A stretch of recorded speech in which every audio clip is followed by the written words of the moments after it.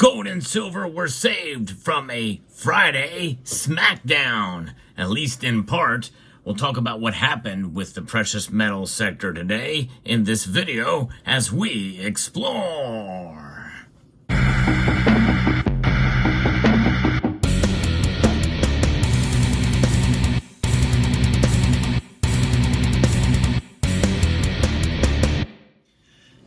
What an amazing time to be alive with the precious metal prices, more so gold than silver as it's reached an all-time high.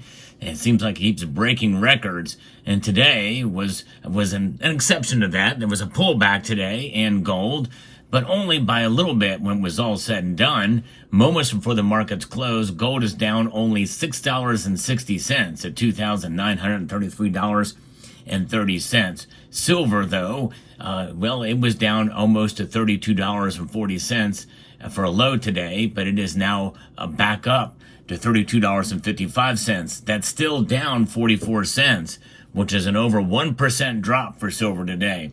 So silver got hit fairly hard, although it was not a plunge. I don't consider anything below 2% to be a plunge in silver's price, or gold for that matter. But nonetheless, it did get hit hard today, and it's below the $33 mark, which is what the high was today at $33.09.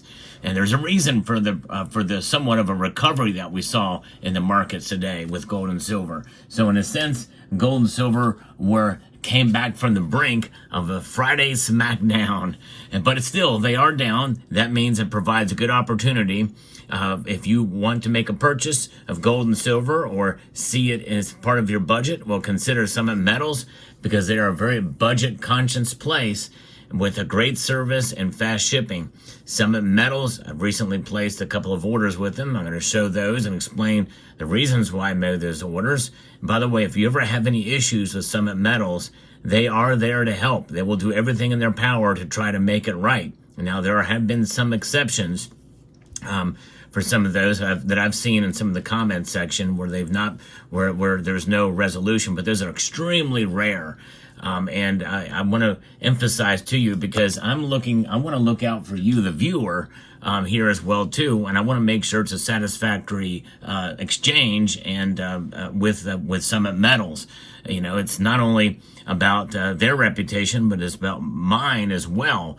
And so I want to make sure that everybody is happy as can be, all things considered. Nonetheless, here we are in the market for the Friday smackdown, or close to it.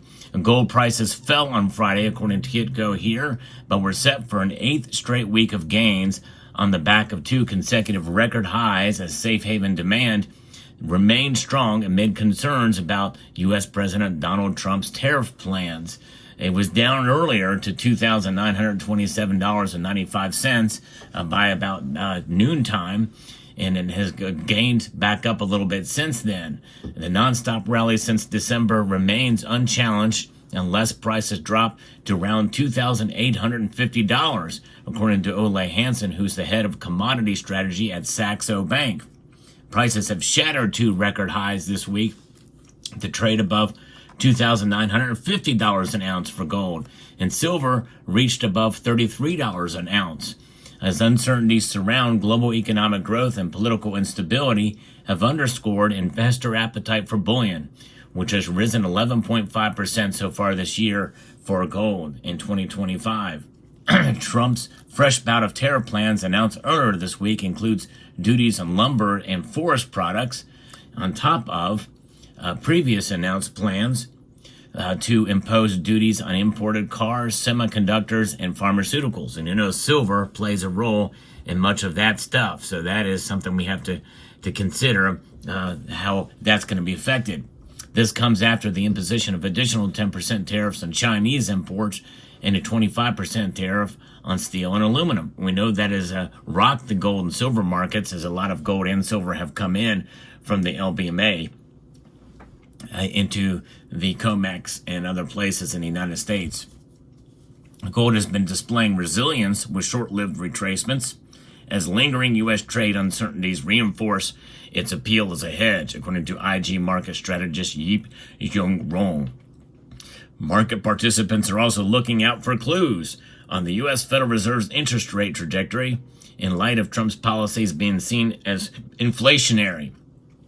Higher inflation may force the Fed to keep interest rates elevated, which dampen non-yielding gold's appeal and silver by extension. Silver gets hit harder on the way down than gold does. This is one of the reasons why since 2017 I've been a little bit more conservative in my strategy with precious metals, and that has meant more gold and less silver for stacking.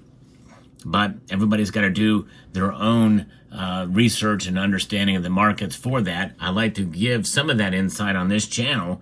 And by the way, the dollar is up today. The dollar strength is up. It's up. It's kind of regained about 1/4 percentage point from yesterday's over 3/4 percentage point drop. It's now sitting at 106.63 right now, but also what is moving the metals to come back up from their recent dips to where they were with the smackdown is the Dow Jones Industrial Average. The stock market in general is down. The Dow Jones is down over 740 points. The NASDAQ is down over 400 points. The S&P is down over 100 points right now. And that is causing a lot of nervousness in the markets, and gold and silver have consolidated some of those losses to recapture as people, from the profit taking that we're seeing earlier in the day, and with renewed fear, I guess, and in a sense about the markets and how they react to these tariffs and the like. Higher inflation may force the Fed, as we talked about, to keep interest rates elevated. There's no sign that they're going to lower them, certainly not for this meeting coming up next month. And likely it's going to be a while before that happens. And we'll see here. But physical gold demand among top consumers, China and India, remains negligible due to high record prices. And that means that we should watch out for silver. Silver being falling here. And whenever these dips are happening, I think it's a good opportunity to pick up silver, because I think that likely we're going to see prices continue to climb for silver. And I believe we're going to still see that $36 by the end of the year. I feel stronger than that than ever before. If anything, if it rides gold's coattails, we'll see. And I don't know, it's hard for me to say that with a gold to silver ratio now above 90-1 again. But the separation can only be so much between the two metals. And so when you have the understanding of what gold and silver have done for thousands of years as a wealth preservation devices, there's only so much separation that can occur there, with the understanding that they still are monetary metals, no question about it. There still are hedges against inflation, and it's really, in a sense, where it becomes more personal for each person whenever they buy gold and silver, because that's really what it's about. You can win big with them, which is a gamble. You can lose big with them, which is a gamble. But if you operate under the guise of dollar cost averaging and a variance thereof, like enhance it a bit, buying on the dips more often, then you're going to come out ahead. And that's what it's, you're going to come out even. You're going to break even. That's really what we hope for. This is the one area in the world of investing where we aim for mediocrity, folks. Mediocrity is where it's at. In other words, the fact that it just protects the wealth that you have conservatively, and that's what it's about. If there's anything more than that, well, it's a bonus. And but nonetheless, I like the idea of just wealth preservation, and that's the biggest thing for me that I find appealing about precious metals, gold and silver.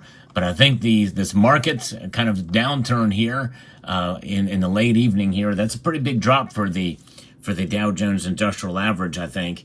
And, I think that's something that's at least, especially for the NASDAQ. The NASDAQ's down over 2%. And the Dow Jones Industrial Average is down over almost 1.9%. It's a fairly big drop, and crude oil is also down as well. And so those are the things we have to look at as well. Copper is down slightly, but nickel and aluminum are up slightly. So there's a lot of different factors, a lot of different things we have to take into account and consider when considering precious metals and how the market is perceived with them. So there you have it. Let me know what your thoughts are down in the comments section below. I like to give you the latest news, market reports in the world of precious metals, so I hope you will consider subscribing to the channel. and press that notification bell too, so you can be notified of the latest video that comes along your way. And with that, I'd like to extend a multitude of gratitude to each and every one of you for taking the time to watch, and to encourage you to please rate, share, comment, and subscribe.